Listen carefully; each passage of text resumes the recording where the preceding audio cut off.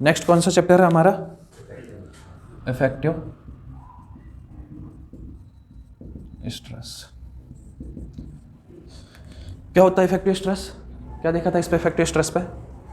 Effective stress पे यदि हम बात करते हैं तो बेसिकली यदि हम बात करते हैं तो इस पर हम तीन चीज़ को देखते हैं। एक हमारे पास होता है टोटल स्ट्रेस, एक हमारे पास होता है पोर वाटर प्रेशर, और एक हमारे पास होता है इफेक्टिव स्ट्रेस। अब इफेक्टिव स्ट्रेस को कैलकुलेट करने की कोई डायरेक्ट मेथड नहीं है हमारे पास, है ना। हम किसके थ्रू इसको कैलकुलेट करते हैं? टोटल स्ट्रेस और पोर वाटर प्रेशर के थ्रू कैलकुलेट करते हैं। ऐसे यदि हम बात करते हैं, यहाँ पर चैप्टर का नाम टोटल स्ट्रेस भी हो सकता था, पोर वाटर प्रेशर भी हो सकता था, लेकिन इफेक्टिव स्ट्रेस ही क्यों है? क्योंकि ये हमारी सिग्निफिकेंट प्रॉपर्टीज़ है और बाकी टोटल स्ट्रेस और पोर वाटर प्रेशर सिग्निफिकेंट प्रॉपर्टी नहीं है हमारी सॉइल की, है ना। कहने का मतलब ये है, यदि इफेक्टिव स्ट्रेस की बात करें तो इफेक्टिव स्ट्रेस का मतलब क्या होता है? इसको ऐसे समझो, इसको ऐसे समझो, टोटल स्ट्रेस। सबसे पहले यदि हम इसका फॉर्मूला देखें तो हमको पता है इफेक्टिव स्ट्रेस इक्वल टू क्या होता है? टोटल स्ट्रेस इक्वल टू क्या होता है? इफेक्टिव स्ट्रेस प्लस पोर वाटर प्रेशर। जनरली हम सब जगह इसी फॉर्मूले को यूज़ करते हैं और इसकी सहायता से हम इफेक्टिव स्ट्रेस निकालते हैं, है ना। क्या हो जाएगा? Total stress minus pore water pressure. इसकी सहायता से हम निकालते हैं, लेकिन हमको पता होना चाहिए ना इफेक्टिव स्ट्रेस होता क्या है। तो इफेक्टिव स्ट्रेस क्या होता है आपका? जैसे ये आपके सॉइल के पार्टिकल्स है, जो ये आपका, यदि मैं बात करता हूँ, मैंने क्या किया, अच्छा इस पर जब इस चैप्टर को पढ़ रहे हैं तो एक चीज़ ध्यान में रखना होता है कि इसका जो एनालिसिस किया था किसने किया था? टरजागी ने, टरजागी। और इसने क्या बोला था? सॉइल कैसी होगी? सॉइल कैसी होगी? सैचुरेटेड होगी, ठीक है। सैचुरेटेड सॉइल पे ही हमको क्या करना है? इसकी स्टडी करना है। तो जब हमारी सॉइल सैचुरेटेड होगी, मतलब यदि मैं बात करता हूँ, ये मेरी ग्राउंड सरफेस है और ये हमारा वाटर टेबल है। मैंने क्या किया? इसके इस वाले पार्ट को, इस वाले सेक्शन को यहाँ पर निकाल के रखा हुआ है, ठीक है। इफेक्टिव स्ट्रेस का फॉर्मूला हमने कल डिराइव किया हुआ था। इफेक्टिव स्ट्रेस का मैं डायरेक्ट लिख रहा हूँ। क्या लिखा था हमने? समेशन आई इक्वल टू 1 से लेकर n तक n डिवाइड बाय a, ये निकाला था हमने, है ना। जहाँ पर यदि मैं बात कर रहा हूँ, ये n क्या है हमारा? ये जो है हमारा कुछ इस तरीके से जो भी लोड आ रहा है, इस लोड को कौन बियर करेगा? ये सॉलिड्स बियर करेंगे। इनिशियल में कौन बियर करता है? इनिशियल में कौन बियर करता है इसको? वाटर। जो भी लोड आपका स्ट्रक्चर में ऊपर से आ रहा है उसको इनिशियल में कौन बियर करता है? आपका ये यहाँ पर जो वाटर मौजूद है आपका स्टार्टिंग में, ये आपका बियर कर लेगा, क्योंकि आपका जो है वाटर किसके जैसे एक्ट करता है? स्प्रिंग के जैसे, है ना। अच्छा, यदि मैं इसका फ्री बॉडी डायग्राम बनाऊँ तो फ्री बॉडी डायग्राम बनाऊंगा तो कुछ इस तरीके से आपका डायग्राम आएगा। ये दिख रहा है ना यहाँ का? ये कुछ इस तरीके से इसका फ्री बॉडी डायग्राम बनेगा। ये आपका ऊपर से लोड आ रहा है तो आपका ये जो है ये एन इसको बियर कर रहा है, इस स्ट्रक्चर को, इस लोड को, और साथ में जो इसमें वाटर मौजूद है वो इसको क्या कर रहा है? इस पी लोड को बियर कर रहा है, ठीक है। जिस पे ये क्या है आपका? ये n1, n2, n3, n4, इसी को मैंने क्या लिखा है? समीशन n करके लिखा। क्या लिखा था? इफेक्टिव स्ट्रेस इक्वल टू, यहाँ का दिख रहा है? इफेक्टिव स्ट्रेस इक्वल टू क्या लिखा था हमने? समीशन n, आई की वैल्यू 1 से लेकर n तक, n डिवाइड बाय a, है ना। यहाँ पर जो समीशन n लिखा है ना, जिसकी वैल्यू कहाँ से कहाँ तक हो सकती है? 1 से लेकर n तक, मतलब जितने भी पार्टिकल्स होंगे वो, ठीक है। तो ये n है। ये n क्या बता रहा है? आपका कॉन्टैक्ट प्रेशर, कॉन्टैक्ट प्रेशर ये बियर कर रहा है, और एक तो आपका पोर प्रेशर, ये क्या कर रहा है? इस पी लोड को बियर करने की कोशिश कर रहा है। तो यहाँ से हमारा फॉर्मूला हमने डिराइव किया हुआ था, हमारा इफेक्टिव स्ट्रेस इक्वल टू कौन सा? ये वाला formula, effective stress equal to total stress minus pore water pressure, ये यहाँ से डिराइव किया हुआ था। अच्छा, यहाँ पर एक चीज़ और देखी हुई थी। यहाँ पर क्या देखा था हमने? Contact stress. कॉन्टैक्ट स्ट्रेस क्या थी हमारी? कॉन्टैक्ट स्ट्रेस भी सेम थी हमारी, लेकिन यहाँ पर टोटल एरिया, जब हमने इफेक्टिव स्ट्रेस की बात की तो इफेक्टिव स्ट्रेस में ये पूरा का पूरा इस एक्स सेक्शन का जो टोटल क्रॉस सेक्शन एरिया है उसको लिया है। लेकिन यहाँ पर यदि हम बात करेंगे तो यहाँ पर जो ए आएगा वो क्या आएगा? 0.03 मतलब 3% आएगा टोटल एरिया का। तो यदि मैं इन दोनों में बात करूँ किसकी वैल्यू ज़्यादा होगी? इफेक्टिव स्ट्रेस की या कॉन्टैक्ट स्ट्रेस की? तो किसकी वैल्यू ज़्यादा होगी? आपकी कॉन्टैक्ट स्ट्रेस की वैल्यू ज़्यादा होगी, है ना। तो जो आपका कॉन्टैक्ट स्ट्रेस होता है वो ग्रेटर देन होता किससे, इफेक्टिव स्ट्रेस से। ये चीज़ हमने डिस्कस की हुई थी। इसके बाद यदि हम बात करते तो इसके बाद हमने क्या पढ़ा था, रिस्पॉन्स पढ़ा था। तो रिस्पॉन्स ऑफ इफेक्टिव स्ट्रेस है ना। तो हमने जब रिस्पॉन्स देखा था, response of effective stress on to change in effective stress, sorry total stress. Total stress के चेंज होने पर इफेक्टिव स्ट्रेस पे क्या इफेक्ट आएगा। तो जब हमने इसको पढ़ा था तो हमने देखा था कि इफेक्टिव स्ट्रेस पे तुरंत कोई भी चेंज नहीं आता है ना। जब लोड डिसिपिएट हो जाता है आपका, क्योंकि इनिशियल में लोड कौन बियर करता है, वाटर, और धीरे धीरे वाटर क्या करेगा, उस लोड को डिसिपिएट कर देगा। उसके बाद फिर हमारी इफेक्टिव स्ट्रेस पे चेंज आता है, लेकिन सडनली कोई चेंज नहीं आता हमारे इफेक्टिव स्ट्रेस पे देखने पर, है ना। तो ठीक है, उसके बाद हमने क्या पढ़ा था, कंडीशंस। हाँ, ये टेबल आपको पढ़ना है, ये टेबल IMP है। हमने इसका क्वेश्चंस किया हुआ था, क्वेश्चन से हमने बहुत सारे फैक्ट निकाले थे, है ना। तो सबसे पहले हम ये टेबल बना देते हैं। ये जो टेबल है आपको डायरेक्ट याद रखनी है।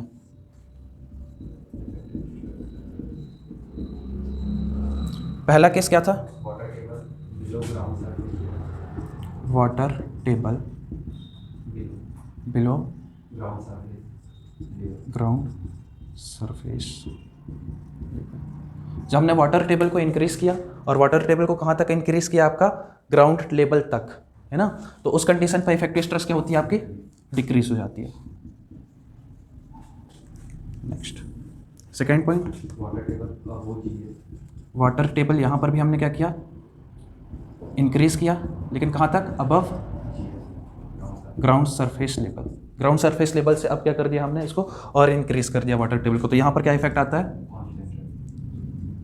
नॉट चेंज, मतलब या कांस्टेंट बोल सकते हैं ना, नॉट चेंज्ड। इफेक्टिव स्ट्रेस में चेंज देखने को नहीं मिलता। नेक्स्ट हमने क्या देखा था, अब यदि आपकी वाटर टेबल क्या हो जाए, ड्रॉप हो जाए, तो वाटर टेबल ड्रॉप होने पे क्या इफेक्ट आता है, आपका इंक्रीज हो जाती है इफेक्टिव स्ट्रेस।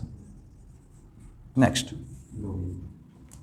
हमने बात की थी फोर्थ कंडीशन पर, लोडिंग की। लोडिंग दो तरीके की, जब आपने लोड को जस्ट अप्लाई किया, उस कंडीशन पे क्या होगा, ये चेंज नहीं होगी इफेक्टिव स्ट्रेस। और जबकि यदि हम बात करते हैं, हाँ, लॉन्ग टाइम, जब आपने लोड अप्लाई कर दिया, लोड अप्लाई करने के काफ़ी टाइम के बाद चेक कर रहे हो, तो उस कंडीशन पे आपकी इफेक्टिव स्ट्रेस क्या हो जाती है, इंक्रीज हो जाती है। उसके बाद हमने किसका इफेक्ट देखा था, कैपिलरिटी का, है ना। तो कैपिलरिटी पे यदि हम बात करते हैं तो क्या होता है, यदि कैपिलरी इफेक्ट देखने को मिलता है तो आपकी इफेक्टिव स्ट्रेस इंक्रीज हो जाती है। ठीक, और उसके बाद हमने बात की थी, यहीं पर मैं बता देता हूँ आपका, सीपेज फ्लो। इसको आगे भी डिस्कस करेंगे, सीपेज फ्लो। तो सीपेज फ्लो के कारण यदि मैं बात करता हूँ, इस पर भी दो केस होते हैं, एक तो अपवर्ड कंपोनेंट के कारण और एक आपका डाउनवर्ड कंपोनेंट के कारण। तो अपवर्ड कंपोनेंट के कारण क्या होती है, इफेक्टिव स्ट्रेस डिक्रीज हो जाती है, और आपका डाउनवर्ड कंपोनेंट के कारण जो आपका सीपेज फ्लो है यदि कहीं पर हो रहा है, तो उस कंडीशन पे इफेक्टिव स्ट्रेस इंक्रीज हो जाती है। तो ये पूरी टेबल याद करनी है। आगे तो वो ये चीज़ हमने अभी डिस्कस कर ली, इफेक्ट ऑफ कैपिलरी। अब फिर से यदि हम इसको देखें, ये तो मैंने एक्स्ट्रा पॉइंट बता दिया, यहाँ तक हमने डिस्कस कर लिया था आपका, है ना। ये पॉइंट भी मैंने आपको बता दिया, इन्हीं को आगे डिस्कस करने। तो क्या है आपका नेक्स्ट पॉइंट,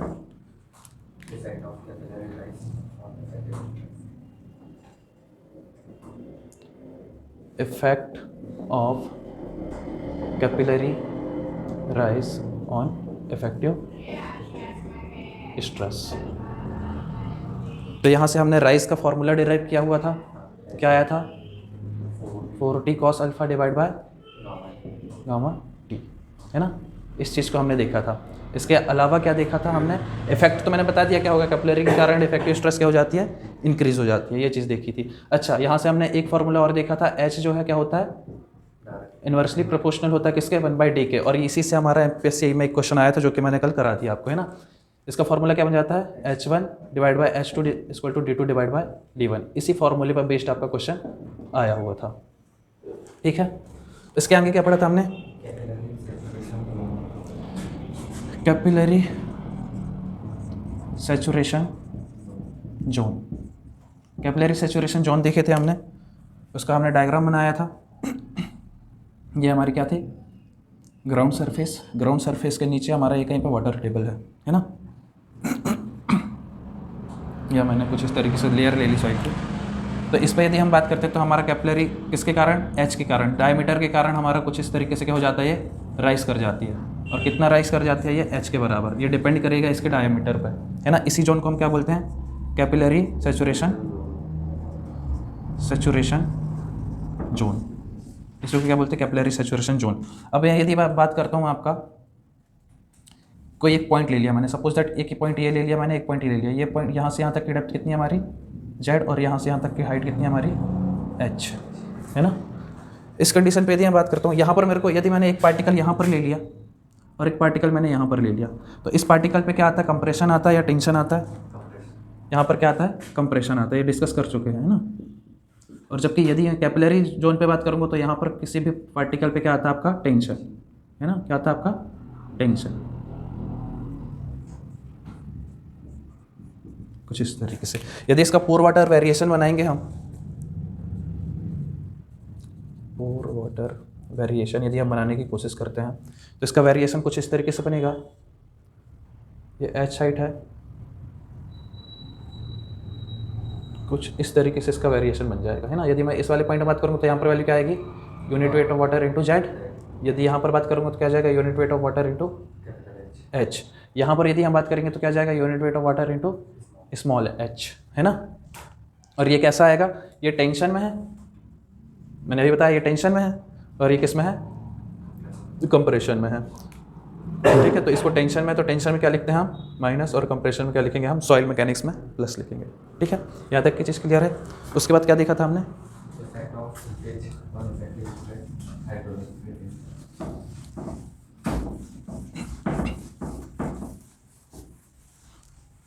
उसके बाद हमने देखा था effect of seepage on effective stress. क्या इफेक्ट आता है, तो इसके लिए मैंने डायग्राम बनाया था आपका, है ना। डायग्राम बनाया था,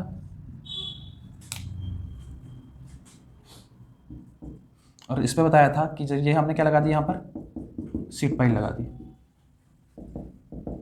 अब जब सीट पाइल लगा दी तो वाटर हो सकता है यहाँ से तो यहाँ नहीं जा रहा है, लेकिन वाटर यहाँ से ऐसे होकर जा सकता है ना। कितना डिस्चार्ज आया, क्यों, ठीक है। अब यदि मैं बात करता हूँ सीपेज फ्लो की, तो इसके यदि मैं बात करूँगा, इसका एक सीपेज फ्लो हमारा कुछ इस तरीके से हो रहा है ना। तो कहीं ना कहीं सीपेज फोर्स लगेगा इस पर। सीपेज फोर्स का फॉर्मूला क्या बताया था मैंने,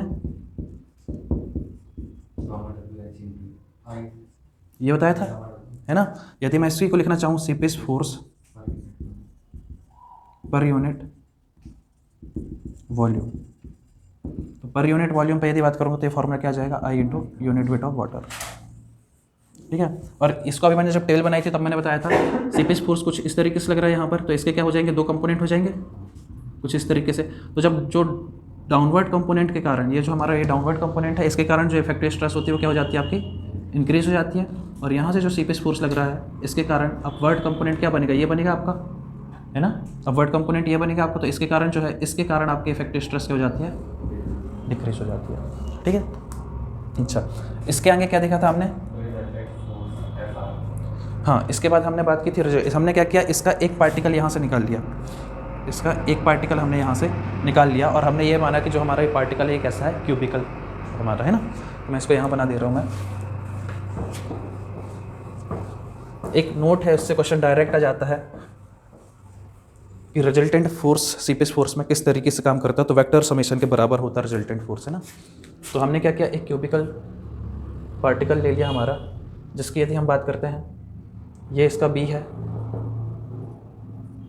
ये इसका बी है, और इसकी जो यदि हम बात करूँगा, इसकी जो थिकनेस है, जो हमने क्यूबिकल लिया, इसकी जो थिकनेस है वो क्या है, हमारी 1 है ना। इसकी जो थिकनेस है,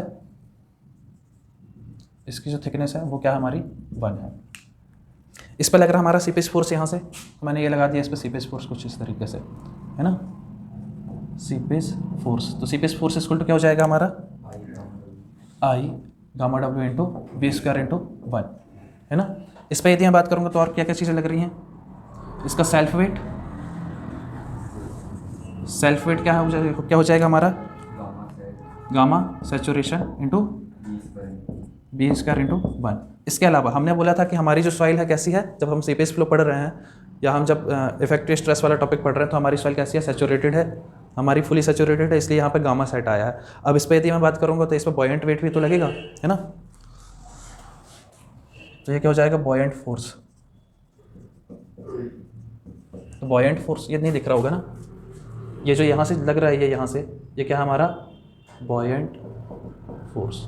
कितना है ये बॉयंट फोर्स, ये कौन लगाएगा, वाटर लगाएगा, इसलिए unit weight water into B square into 1। इस तरीके से हो जाएगा। अब मैं यदि इन दोनों को आपका क्या कर दूँ, मैं यदि कर दूँ self weight minus buoyant weight, buoyant force, तो क्या बन जाएगा मेरा बॉयंट वेट, है ना। बॉयंट वेट बन जाएगा, और बॉयंट वेट कितना बन जाएगा, गामा सेट। ये वाली वैल्यू ज़्यादा रहेगी हमारी, तभी तो सैचुरेटेड माइनस नहीं दिख रहा, ये वाला नहीं दिख रहा, ठीक है। मैं इसको यहाँ लिख दे रहा हूँ। मैंने क्या कर दिया, self weight minus buoyant force equal to क्या मिल जाएगा मेरे को, बॉयंट वेट। क्या हो जाएगा ये, gamma sat into B square minus gamma unit weight of water into B square equal to buoyant weight. तो बॉयंट वेट इक्वल टू क्या मिल जाएगा मेरे को, gamma submerged B square into 1। तो दो कंपोनेंट हो जाएंगे मेरे इसके। ये जो था मेरा कुछ इस तरीके से, एक तो ये फोर्स लग रहा है इस पर, कौन सा, सीपेज फोर्स, और इस पर क्या लग रहा है एक आपका बॉयंट वेट, है ना, सीपेज फोर्स, और क्या लग रहा है आपका बॉयंट वेट, है ना। तो इसको मैं यदि थोड़ी सा आगे बढ़ा दूँ तो ये इस तरीके का बन जाएगा, ये हो जाएगा। इसको मैंने F1 मान लिया, सीपेज फोर्स को F1 मान लिया, इसको मैंने क्या मान लिया, F2, कुछ इस तरीके से F2, ठीक है। तो इसका जो रिजल्टेंट आएगा, FR, वो किसके बराबर आएगा, F1 plus vector F1 plus vector F2 के बराबर, है ना, ये लाइन। इसके बाद क्या देखा था हमने, उसके आगे पढ़ना था, है ना। तो उसके आगे हम आज डिस्कस करेंगे, ठीक है।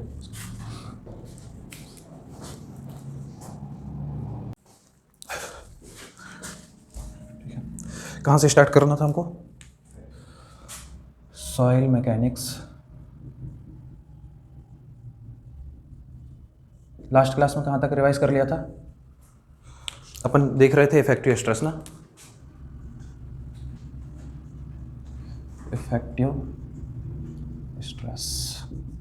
इफेक्टिव स्ट्रेस में हमने देखा था, थोड़ी सा यहाँ पर देख लेते हैं, टोटल स्ट्रेस के बारे में बात की थी ना।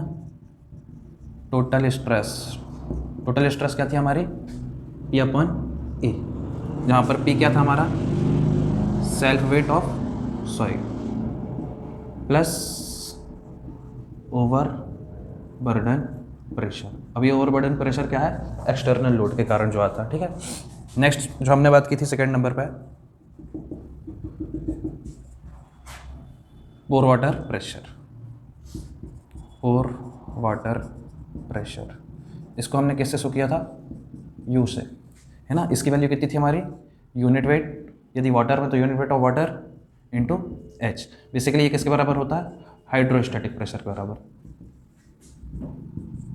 जैसे फ्लूइड मैकेनिक्स में हमने पढ़ा है, ये हमारा एक कंटेनर है और इस पर फ्लूइड हमारा भरा हुआ है, इसके इस पॉइंट पे यदि हमको प्रेशर निकालना तो इसकी वैल्यू क्या होती है, ρg H, है ना। तो हमको पता है यूनिट वेट इक्वल टू क्या होता है, यूनिट वेट इक्वल टू होता है हमारा ρ इंटू जी। तो वही चीज़ हमने यहाँ पर पुट कर दी। थर्ड नंबर पे हमने क्या देखा था, इफेक्टिव स्ट्रेस, इसको हम सिग्मा डैश से शो करते हैं। इफेक्टिव स्ट्रेस की यदि हम बात करते हैं तो इफेक्टिव स्ट्रेस का सिग्निफिकेंस क्या होता है हमारा, यदि हम बात करते हैं इफेक्टिव स्ट्रेस, यदि हमारा इफेक्टिव स्ट्रेस की वैल्यू इंक्रीज होती है तो हम बोल सकते हैं कि हमारा जो सॉइल है ज़्यादा से ज़्यादा लोड को क्या कर सकती है, बियर कर सकती है, ठीक है। इसका यदि हम फार्मूले की यदि हम बात करते हैं तो इफेक्टिव स्ट्रेस का फार्मूला क्या होता है हमारा, आई की वैल्यू 1 से लेकर n तक, summation n divide by a, ठीक है। यहाँ पर n क्या था हमारा, कॉन्टैक्ट प्रेशर, ठीक है। ये चीज़ हमने देखी थी। यहाँ पे हमने एक चीज़ और देखी थी जो हम लास्ट क्लास में भी डिस्कस कर चुके हैं, क्या देखा था, कॉन्टैक्ट स्ट्रेस, ठीक है। कॉन्टैक्ट स्ट्रेस का फॉर्मूला क्या होता है हमारा, इसकी वैल्यू 1 से लेकर n तक summation n divide by 0.03a। ठीक है, हमने ये देखा था कॉन्टैक्ट स्ट्रेस, मैं इसको सिग्मा एस से शो कर देता हूँ, सिग्मा डैश एस से। तो सिग्मा डैश एस की वैल्यू क्या होती है, इफेक्टिव स्ट्रेस से ज़्यादा होती है ना। यहाँ तक ये चीज़ें हम डिस्कस कर चुके थे। उसके बाद जो हमारा लास्ट पॉइंट जो चल रहा था हमारा इफेक्टिव स्ट्रेस का, वो क्या चल रहा था, effect of seepage on effective stress. इस पर हमने काफ़ी चीज़ें डिस्कस कर ली थी लास्ट क्लास में, है ना। हमको कहाँ से डिस्कस करना है, इस पर हमने देख लिया था कि क्या क्या इफेक्ट पड़ता है इफेक्टिव स्ट्रेस का। जैसे हमने बात की थी, यदि हमारा सीपेज फोर्स यदि हमारा क्या है, अपवर्ड डायरेक्शन पे है, सीपेज फोर्स हमारा क्या है, सीपेज फोर्स या सीपेज फोर्स का कोई भी कंपोनेंट यदि अपवर्ड डायरेक्शन पे है, तो हमारा जो इफेक्टिव स्ट्रेस है वो क्या हो जाएगा, डिक्रीज हो जाएगा।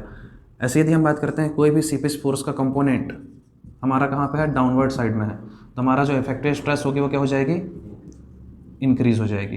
इफेक्टिव स्ट्रेस क्या हो जाएगी, इंक्रीज हो जाएगी। ये चीज़ हम डिस्कस कर चुके हैं पहले भी। हमने इस पर लास्ट क्लास में जो डिस्कस किया था, हमने इसकी फ्लो कंडीशंस को डिसाइड किया था, है ना। फ्लो कंडीशंस कौन कौन सी थी, first hydrostatic condition, hydrostatic condition. Second हमने बात की थी downward flow condition, downward flow condition. Downward flow condition में क्या आया था हमारा, हमने यहाँ पर जब हमने इसको एनालाइज किया तो हमने देखा था कि हमारा जो है इफेक्टिव स्ट्रेस कितना इंक्रीज हो जा रहा है, सीपेज प्रेशर के बराबर, सीपेज प्रेशर के बराबर हमारा इफेक्टिव स्ट्रेस इंक्रीज हो जा रहा है। मतलब कितना, सीपेज प्रेशर कितना था हमारा, I unit weight of water into jet के बराबर, है ना, इतना इंक्रीज हो जा रहा था। नेक्स्ट हमने देखा था upward flow condition. Upward flow condition पे हमने क्या देखा था कि जो हमारा सीपेज प्रेशर है, हमारा सीपेज प्रेशर डिक्रीज हो जा रहा है, किससे, इस वैल्यू से, है ना। ठीक है, ये सारी चीज़ हम डिस्कस कर ली थी। इसके बाद हमने क्या देखा था लास्ट क्लास में, इसके बाद हमने देखा था क्विक सेंड कंडीशन को मैं ये बता दे रहा हूँ। क्विक सेंड कंडीशन के बारे में हमने बात की थी, क्विक सेंड कंडीशन, और ये बहुत IMPS से हर साल क्वेश्चन आता है ना। क्विक सेंड कंडीशन के बारे में हमने क्या बात की थी कि जो हमारा सीपेज फोर्स है, एक ऐसी कंडीशन है जहाँ हमारा सीपेज फोर्स, क्योंकि हमने यहाँ पर देखा सीपेज फोर्स जैसे जैसे बढ़ता है इफेक्टिव स्ट्रेस क्या हो जाती है, कम हो जाती है। तो सीपेज फोर्स की वैल्यू यदि ग्रेटर या इक्वल हो जाए किससे, बॉयंट वेट से, है ना। इस कंडीशन पे हमारा जो इफेक्टिव स्ट्रेस की वैल्यू होती है वो क्या हो जाती है, जीरो हो जाती है। इफेक्टिव स्ट्रेस की वैल्यू इस कंडीशन पे क्या हो जाती है, जीरो हो जाती है। मैं इसको यहाँ लिख दे रहा हूँ, इफेक्टिव स्ट्रेस की वैल्यू क्या हो जाती है, जीरो हो जाती है ना। ये चीज़ देखी थी हमने।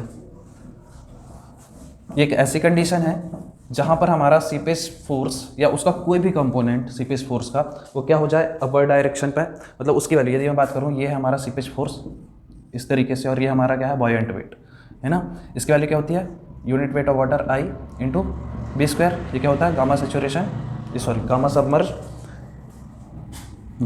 सबमर्ज्ड इंटू बी स्क्वायर, है ना।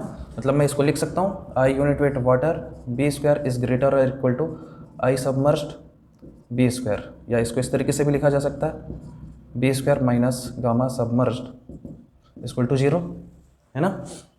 यहाँ से हमारा क्या बन जाएगा, यहाँ से हमारी I की वैल्यू निकल कर आ जाएगी, जो हो जाएगा हमारा gamma submerged divide by unit weight of water, है ना। यहाँ पर इसके फॉर्मूले पे वैल्यू पुट कर देंगे तो क्या आ जाएगा हमारे पास, G minus 1 plus E unit of water divide by unit of water. इससे ये कैंसिल हो जाएगा तो I इक्वल टू फॉर्मूला बन जाएगा हमारे पास G माइनस 1 प्लस E, है ना। इस कंडीशन पे, मतलब जब ये ऐसी कंडीशन बनती है हमारी, इस तरीके की कंडीशन बनती है, इस पर जो हाइड्रोलिक ग्रेडियंट होता है उसको हम क्या बोलते हैं, क्रिटिकल हाइड्रोलिक ग्रेडियंट, है ना। इसका एक फार्मूला और होता है G माइनस 1 माइनस N। ये फार्मूला कब आता है, जब N इक्वल टू हम क्या पुट करते हैं, N divide by 1 minus N।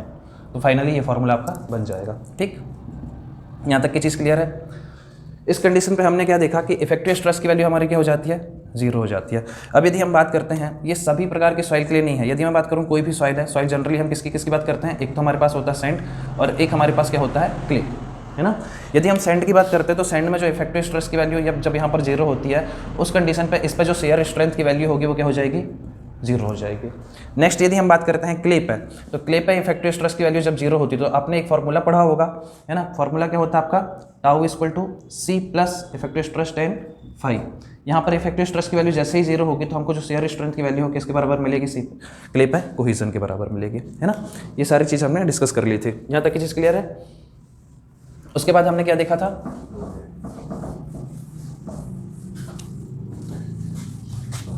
इसके बाद हमने डिस्कस किया हुआ था फ्लो नेट। फ्लो नेट के बारे में यदि हम बात करते हैं तो फ्लो नेट किससे मिलकर बनता है, ये कॉम्बिनेशन होता है किसका किसका, combination of flow line plus equipotential line, है ना। फ्लो लाइन किसको रिप्रेजेंट करती हैं, डायरेक्शन ऑफ फ्लो को, है ना। और इक्विपोटेंशियल लाइन किसको रिप्रेजेंट करती हैं, सेम हेड को, है ना। हेड की यदि हम बात करते हैं तो हेड के बारे में हमने डिस्कस किया है कि हेड क्या होता है। बेसिकली हेड हमारा क्या होता है, हेड हमारा energy per unit weight of fluid, है ना, उसी को हम क्या बोलते हैं, हेड बोलते हैं। इसके बाद यदि हम बात करते हैं, इस पर हमने क्या देखे थे, फॉर्मूले देखे थे। फ्लो नेट बेसिकली पढ़ना किसके लिए हमको, इससे क्या करते हैं हम बेसिकली फ्लो नेट से। तो बेसिकली यदि हम बात करते हैं इसका एप्लीकेशन क्या है फ्लो नेट का, तो फ्लो नेट का एप्लीकेशन है हमारे पास। इससे हम पहली चीज़ यदि हम बात करते हैं तो क्या निकाल सकते हैं, सीपेज डिस्चार्ज कैलकुलेट कर सकते हैं, सीपेज डिस्चार्ज कैलकुलेट कर सकते हैं। सीपेज डिस्चार्ज कैसे कैलकुलेट करेंगे, यदि इसका सीपेज डिस्चार्ज कैलकुलेट करेंगे तो क्या आएगा, Q इक्वल टू के into H NF upon ND। जहाँ पर यदि हम बात करते हैं NF क्या होता है, number of flow channel, number of flow channel. यदि हम फ्लो चैनल की बात करें तो फ्लो चैनल को कैसे निकाल सकते हैं हम, NF को कैसे निकाल सकते हैं, NF को कैसे निकाल सकते हैं, नंबर ऑफ फ्लो चैनल्स कैसे निकालते हैं, नंबर ऑफ फ्लो लाइंस -1, ठीक है। ऐसे यदि हम ND की बात करते हैं तो ND क्या होता है हमारे पास, number of equipotential drop, number of equipotential drop. यदि हमको इक्विपोटेंशियल ड्रॉप निकालने हैं तो कैसे निकालेंगे हम, नंबर ऑफ इक्विपोटेंशियल लाइन -1। तो इस तरीके से हम क्या निकालेंगे, अब ये डिस्कस कर चुके हैं हम कि फ्लो लाइन कैसे होती हैं, इक्विपोटेंशियल लाइन कैसी होती हैं, है ना। सेकेंड चीज़ क्या कैलकुलेट कर सकते हैं, फ्लो नेट का क्या एप्लीकेशन है, कैलकुलेट, ये दिख रहा नहीं दिख रहा, तो सेकेंड चीज हम क्या निकाल सकते हैं, कैलकुलेट अपलिफ्ट प्रेशर, है ना। इन चीज को हमने देखा था। अच्छा, इसके जस्ट बाद यदि हम बात करते हैं तो क्या डिस्कस किया था हमने इस पर, फेरेटिक लाइन, है ना। हमने देखा था फेरेटिक लाइन क्या होती है,